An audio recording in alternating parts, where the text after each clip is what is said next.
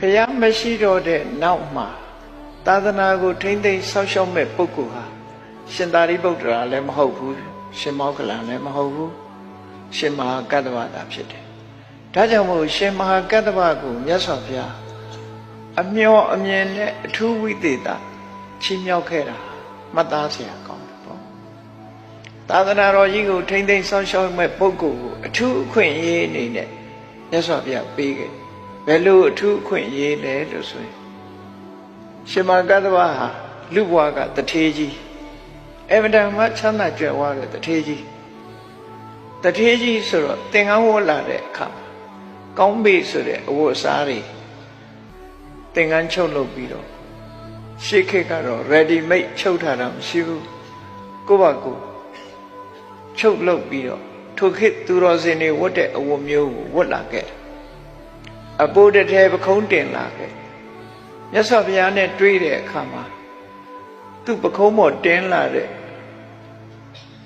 အမတန်မှတန်မိုးကြီးမားတဲ့အထည်ကြီးကိုလေးခေါက်ခောက်ပြီးဘုရားထိုင်ဖို့ညောင်မဲအောင်မှာခင်းပေးတယ်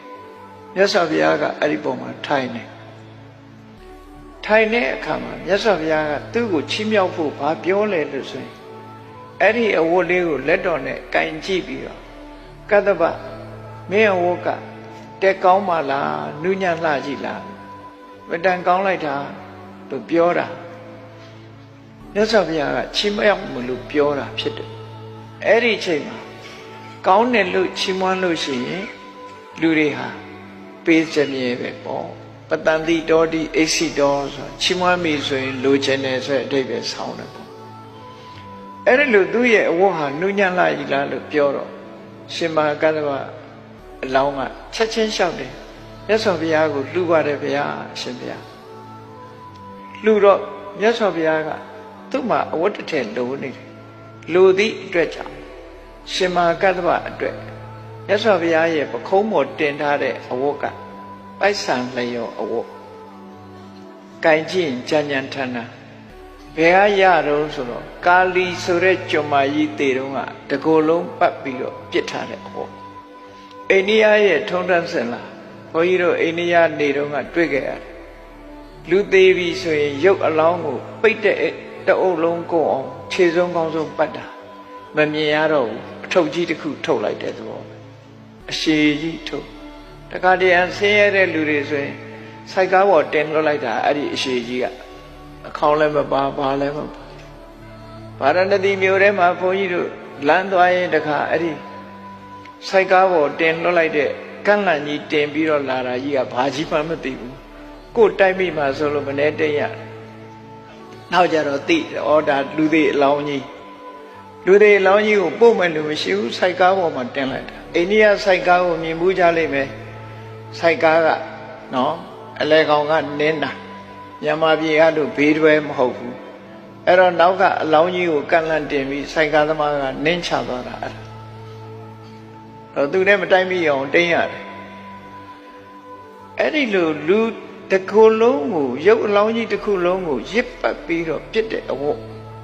အဲ့ဒီအဝတ်ပြစ်ထားတဲ့ပိုးလောက်တွေနဲ့ပုတ်စော်နန်းနေတဲ့အဲ့ဒီအဝတ်ကိုမြတ်စွာဘုရားကိုယ်တိုင်ခွာပြီးတော့ရေဆေးဖို့လျှော်ပြီးတဲ့အခါမှာမျက်နိုးပန်းတကူသင်္ကန်းအဖြစ်သုံးပြုတာအဲ့ဒါပခုံးပေါ်ပါလာတယ်အဲ့ဒီပန်းတကူသင်္ကန်းကြီးကိုငါဝတ်ထားတဲ့ပန်းတကူသင်္ကန်းကြီးကိုကတ္တဗသင်သုံးနိုင်ပါမလားဆိုတော့အရှင်ဘုရားတပည့်တော်မျက်နိုးလို့အသုံးပြုပါမယ်ဆိုလိုတာကကတ္တဗအလောင်းရှင်မဟာကတ္တဗအလောင်းသင်္ကန်းဝတ်လာတဲ့ပုဂ္ဂိုလ်ရဲ့အဝိတ္တတမိုးကြီးတဲ့ကောင်းတဲ့အဝတ်ကိုမြတ်စွာဘုရားကယူပြီးတော့သူ့ပခုံးပေါ်ကအဝတ်ကိုရှင်မဟာကတ္တဗကိုပေးလိုက်တယ်ဆိုလိုတာကသင်္ကန်းချင်းလဲဝတ်တယ်ပေါ့အဲ့ဒီသင်္ကန်းချင်းလဲဝတ်တာဟာအထူးချီးမြှောက်ခြင်းပဲဖြစ်တယ်ဘုရားဝတ်တဲ့သင်္ကန်းကိုဘယ်သူဝရဲမလဲအထူးချီးမြှောက်ခြင်းလို့ခေါ်တယ်အဲ့ဒီမှာမြတ်စွာဘုရားပြိဋိဘံစံသွားတဲ့အခါရှင်မဟာကတ္တဗကတွေးတယ်ဘုသူမှရှင်သာရိပုတ္တရာတို့တောင်ရှင်မောက္ကလန်တို့တောင်ဒီလိုမြတ်စွာဘုရားချီးမြှောက်တာမဟုတ်ဘူးတဲ့သူ့ကိုဒီလိုချီးမြှောက်ခဲ့တာဟာ သာသနာအတွက်မျှော်မြင်ပြီးတော့ချီးမြှောက်တာဖြစ်တယ်ဒါကြောင့်မြတ်စွာဘုရားရဲ့မရှိတော့တဲ့နောက်ဘုရားရဲ့သာသနာတည်ရှိဖို့သူ့ခေါင်းပေါ်မှာသူ့ပခုံးပေါ်မှာရောက်လာတယ်လို့သူခံယူချက်ထားဒါကတခါတခါတန်ခါပရိသတ်ထဲမှာဆိုရင်မြတ်စွာဘုရားကိုယ်နဲ့ထပ်တူပြုပြီးငါမှရှိတဲ့အယိချင်းတွေကတ္တဝမှာလည်းရှိတယ်ကတ္တဝမှာရှိတဲ့အယိချင်းတွေငါမှရှိတယ်လို့လူကြားထဲမှာထုတ်ဖော်ပြီးတော့ပြောခဲ့ဘူးတယ်အဲ့ဒီပြောတာဟာကိုတော်မြတ်နဲ့ထပ်တူထပ်မြတ်နော်တင်ပြီးတော့ပြောတာငါအယိချင်းတွေကတ္တဝမှာရှိတယ်သူ့အယိချင်းတွေငါမှရှိတယ်လို့ပြန်လည်ဒီလိုပြောတာဟာပြောခဲ့တယ်ရှေးခေတ်ကဆရာတွေဟာတပည့်တွေကိုချီးမြှောက်ရင်အဲ့ဒီလိုပြောလို့ရှိကြတယ်အေးငါတတ်သမျှသူတတ်တယ်သူတတ်သမျှငါတတ်တယ်ငါနဲ့သူနဲ့တူတူပဲလို့ဆိုတဲ့အဓိပ္ပာယ်မျိုးပြောအဲ့ဒီလိုမြတ်စွာဘုရားဟာရှင်မကတ္တဝကိုအထူးဝိသေသချီးမြှောက်ခဲ့တာဟာအမျှော်အမြင်နဲ့လုပ်ခဲ့တာတဲ့အရှိမြင်တဲ့အနေနဲ့ဘာအတွက်လုပ်တာတော့ဆိုရင်ဘုရားပြိဋိဘံစံသွားတဲ့နောက်မှာရှင်မကတ္တဝဟာမြတ်စွာဘုရားရဲ့အဆုံးအမတရားတော်တွေကိုထိမ့်သိမ်းဆောက်ရှောက်တဲ့ကြီးမားတဲ့အလုပ်ကြီးကိုဥဆောင်ပြီးလုပ်ခဲ့တယ်အဲ့ဒီဥဆောင်လုပ်ခဲ့လို့ပထမသံဃာနာတင်တယ်လို့ခေါ်တယ်မြတ်စွာဘုရားဟောသမျှတရားတွေအကုန်လုံးစုစည်းပြီးတော့ဘုရားပြိဋိဘံစံပြီး3လလောက်အကြာမှာစုစည်းပြီးအလုံးစုစည်းပြီးအတည်ပြုသတ်မှတ်တဲ့ပွဲကိုပထမသံဃာနာလို့ခေါ်တယ်အဲ့ဒီပထမသံဃာနာပွဲမှာပထမသံဃာနာပွဲကအတည်ပြုထားတဲ့ကျမ်းစာတွေကိုဘုန်းကြီးတို့တွေကနေ့သင်နေခွင့်ရတယ်အခုလိုကျမ်းနာခွင့်ရတယ်တရားပွဲတွေမှာတရားနာခွင့်ရတယ်သင်ယူကြခွင့်ရတယ်တရားရိပ်တာတွေမှာတရားထုတ်ခွင့်ရတယ်ဆိုတာဒီလိုသေသေးချာချာထိမ့်သိမ်းဆောက်ရှောက်ခဲ့လို့သာဖြစ်တယ်ဒါအမျှော်မြင်ရှိခြင်းပဲလို့သူတို့ပြောတယ်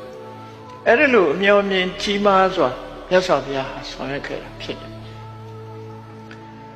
ပြိဋိဘံစံတော်မူတဲ့အခါမှာမြတ်စွာဘုရားရဲ့ဓမ္မကိုအလေးထားနိုင်အောင်ရှင်အနန္ဒာကိုမှာခဲ့တယ်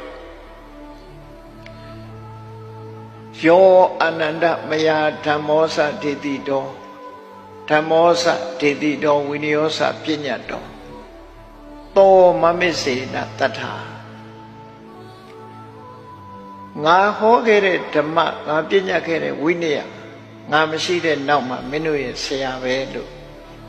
ဒီလိုဆုံးမခဲ့တဲ့စကားဟာဓမ္မဝိနည်းဟာဘလောက်အရေးကြီးတယ်ဆိုတာကိုခံယူချက်တစ်ခုအနေနဲ့ဆုံးမပေးခဲ့တာဖြစ်ခဲ့တယ်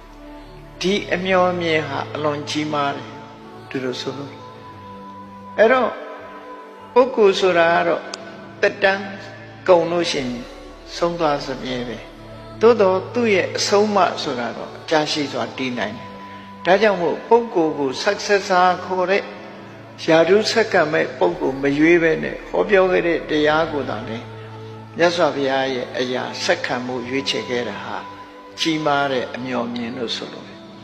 ပုဂ္ဂိုလ်တယောက်ကိုယာတုဆက်ခံခိုင်းရင်အဲ့ဒီပုဂ္ဂိုလ်ကသူကြိုက်တာတွေလုပ်ရှေးဟာတွေအကုန်ဖြက်သူကြိုက်တာတွေလုပ်ပြန်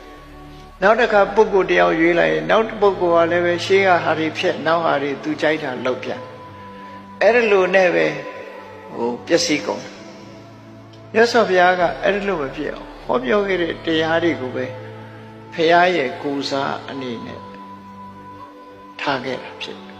ဒါကို successor လို့ခေါ်တယ်ယာတုဆက်ခံ